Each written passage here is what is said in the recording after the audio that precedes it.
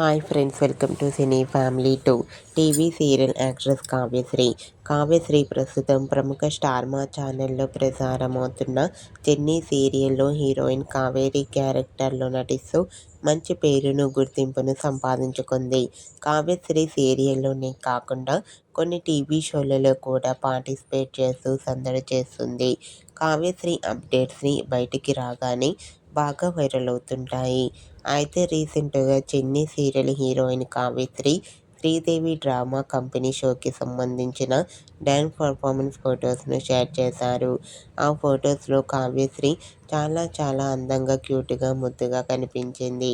ఆ ఫొటోస్ చూసిన వారంతా బ్యూటిఫుల్ అండ్ లవ్లీ ఏంజల్ అంటూ కామెంట్ చేస్తున్నారు.